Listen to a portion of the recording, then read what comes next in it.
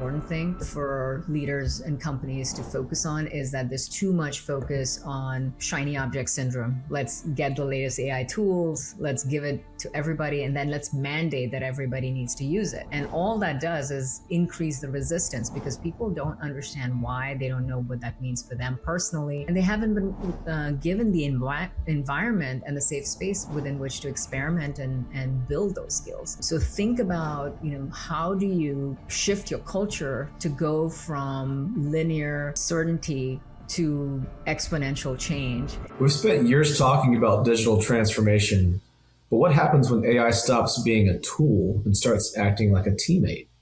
Today's guest believes the future of work isn't humans versus AI. It's humans plus agentic AI working as one system. Nikki Barua is a serial entrepreneur, best-selling author, and CEO of FlipWork. For more than 25 years, she's helped global brands reinvent how they think, operate, and compete. Welcome to the show, Nikki. I'm so thrilled to be here, Brian. Thanks for inviting me. Yeah. Hey, so agentic AI is becoming a buzzword. How do you define it in a way leaders can actually use it? Yeah, when we had more people adopt AI, a couple of years ago, what everyone first got access to was something like ChatGPT, right? And it's generative AI where you prompt it, it needs your instructions, and then it does what you ask it to do. Agentic AI is the next level from there, which is you don't need to, once you set up the system, it works autonomously. You don't need to keep giving it instruction. It just works as if it's its own being, right? And so the power of having agentic systems is its real leverage. We're all comfortable now with using our favorite chat bot and getting research insights or having a draft an email or write a LinkedIn post or what have you. But imagine having a virtual chief of staff that does everything you need to do, does the research, competitive intelligence, looks through all of the emails in your inbox, goes through project folders, extracts the most important things for you to focus on, and gives you the top 3 decisions you need to make. And all of that happens every single day. That's the kind of agentic system that truly frees up leaders to focus on higher value work and not be, stuck simply giving low-level tasks or low-level instructions. Ready to lead smarter and invest wiser? On the Executive Connect podcast, we unpack executive strategies for wealth and influence. Hit the subscribe button now. Don't just watch, act. Right. Yeah, no, I think that most of the folks that I know of have pretty much adopted all the chatbots, right? Yeah. And one of the things that I'm fond of doing now is I'll give instructions for a prompt on one chatbot because another one will actually do the work better. And I'll say, well, what should I feed this one, right? So I think what you're describing with agentic AI is not that, but it's basically, almost this meta construct where it's going to be able to, the orchestration layer or the orchestra conductor for what I'm describing. Is that how people exactly should right? Right. Yeah. Think of yourself as the leader of the team. And your team, instead of having humans on it, has different AI agents with different roles that they're supposed to do. Maybe one is the researcher. Maybe one is great at analytics. Another one is a great writer. Another one is a great organizer. Now, when you connect all of them to work together as a team, they're doing that seamlessly with no human intervention. You don't need to tell them what to do. You don't need to prompt. You don't need to give instructions. Once it's set up, it just continuously keeps doing what it's instructed to do. And that's the real leverage. And so as you can imagine, what is the most important skill that you then bring to the table?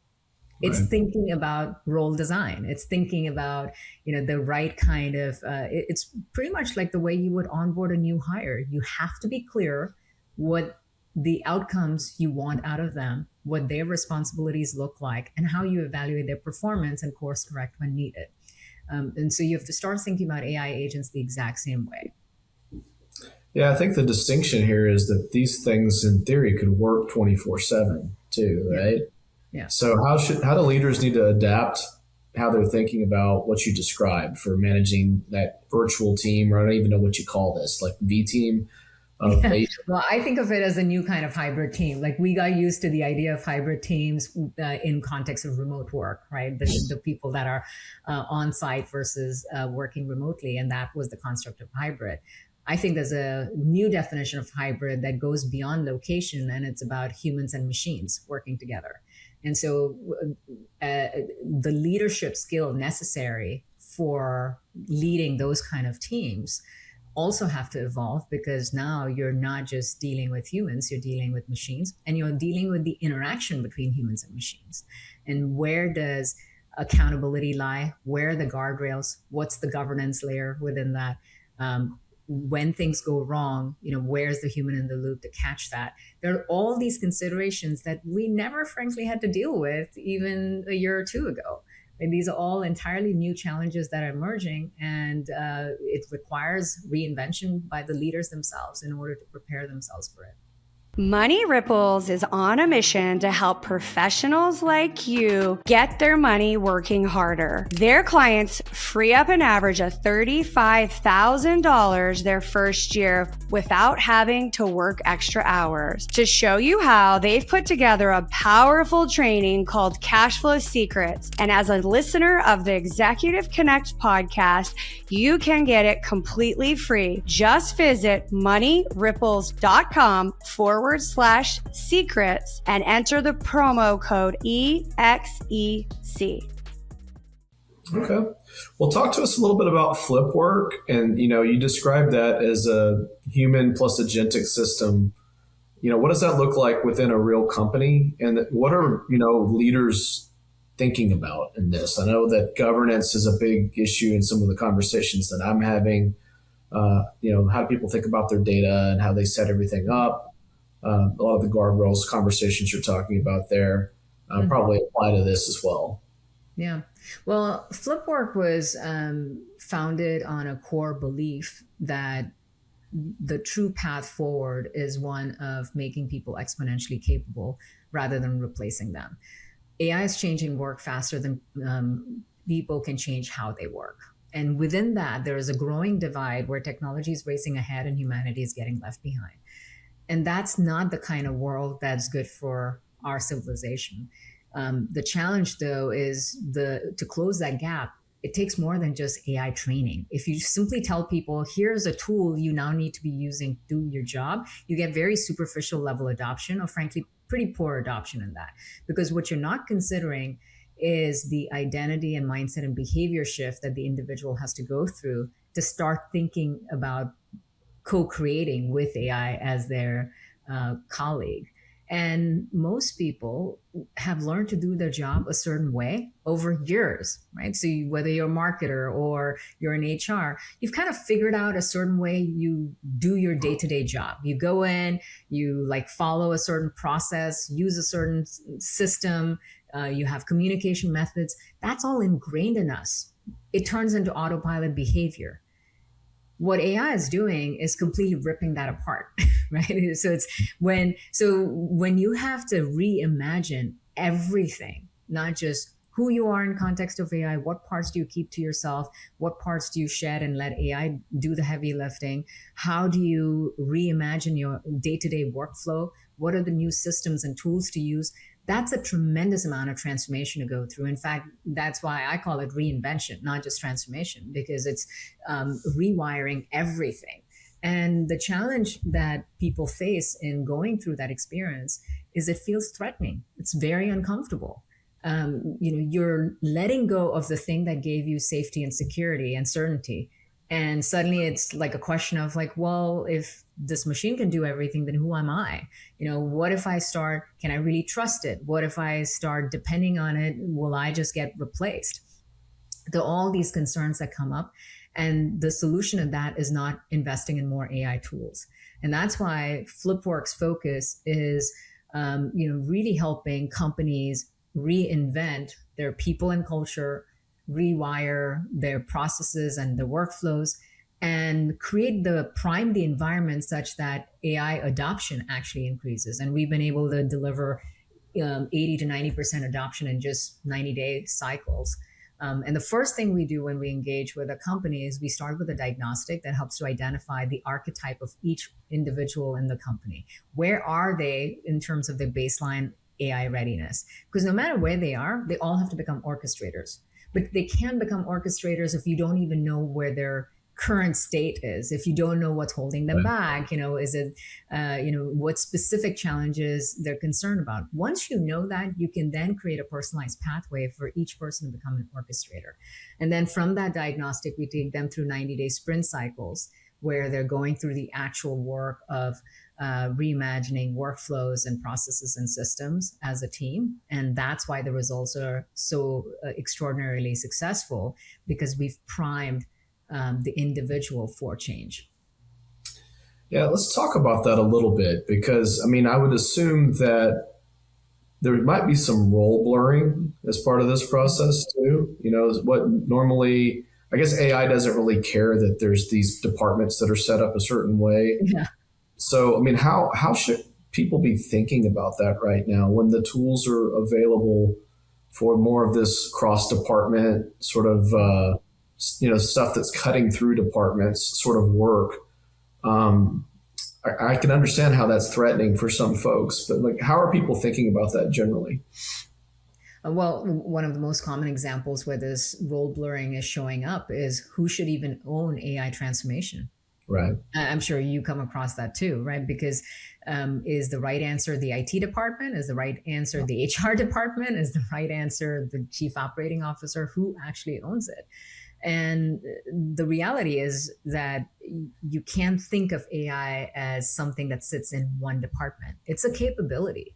It's like the internet. You don't put it in the hands of any one department. It fundamentally changes how we think, how we work, how we lead.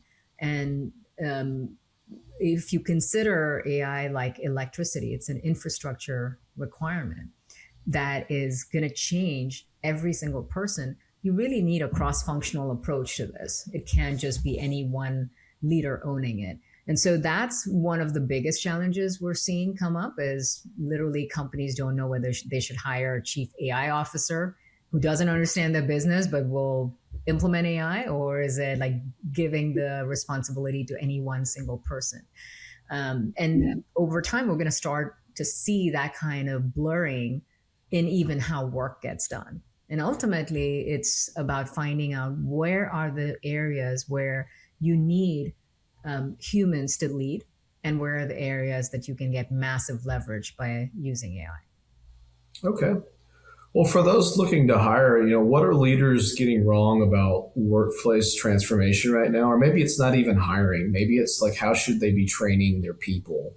How should they be thinking about how to leverage things? Because to your point, people can only adapt at a certain rate, no matter what speed the technology is moving at. How should people be thinking about that right now? Think beyond training and tools, and really think of it as culture transformation. That's the most important thing for leaders and companies to focus on, is that there's too much focus on shiny object syndrome. Let's get the latest AI tools, let's give it to everybody, and then let's mandate that everybody needs to use it. And all that does is increase the resistance, because people don't understand why. They don't know what that means for them personally. And they haven't been given the environment and the safe space within which to experiment and build those skills. So think about, how do you shift your culture to go from linear certainty to exponential change, and what's it going to take to get there? And in that context, support your people and create, faster operating cycles. That's why we recommend working in 90-day sprints. The 3-year plan, 5-year plan, or the annual operating cycle is dead, because AI is changing every week. If you have such long operating cycles, you're not going to be able to respond to change. So you really want to build that adaptability and agility within your culture. And the only way that's going to happen is if the people in your culture are able to shift themselves. So the number one challenge is getting people to unlearn and shed old behaviors And only then can they embrace something new. This episode is brought to you by Summit Ventures. If you're an accredited investor, Summit gives you access to one of the greatest tax advantage opportunities, direct ownership in oil and gas. Their projects deliver what they call the triple play: cash flow, equity growth, and powerful tax benefits. And here's the best part. These investments qualify for 1031 exchanges. That means you can roll gains from real estate into energy while deferring capital gains. To learn more and get a free white paper, Oil and Gas Demystified, just visit www.summitven.com/executive connect. So, as AI becomes more autonomous, what changes about leadership? It's really understanding that, it's not about command and control. It's not about the industrial age hierarchical model of a pyramid of the boss at the top who's directing people to get work done. And it's really about being an orchestrator that provides context. The why matters more because the clarity of outcome and the why of that outcome is really important. And from that, it also requires leaders to shed a lot of their old beliefs and approaches. Transparency matters more. There's a lot of data that's like now accessible to everyone, no matter how you look at it. So you really have to think about your job is to curate the right environment, have clarity in that environment, set the right guardrails in that environment, provide context of what you want in that environment, and bring speed and agility in that environment. Right.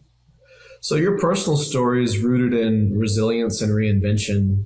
How has that shaped the way you build companies and lead change? Yeah, I feel like every chapter of my personal story has been about another type of reinvention. And for me personally, what it gave to me was comfort with change. In fact, I seek it out, and I'm really comfortable with uncertainty and change. And each time I've seen that when you face greater obstacles, you just have to become bigger than that obstacle. And each time you do that, the reinvention gives you an opportunity to figure out a new identity, the next version of you that emerges, what kind of thinking, confidence, strategies you'll adopt. And being able to do that over and over again has filled me with the belief that it's possible for anyone to do it.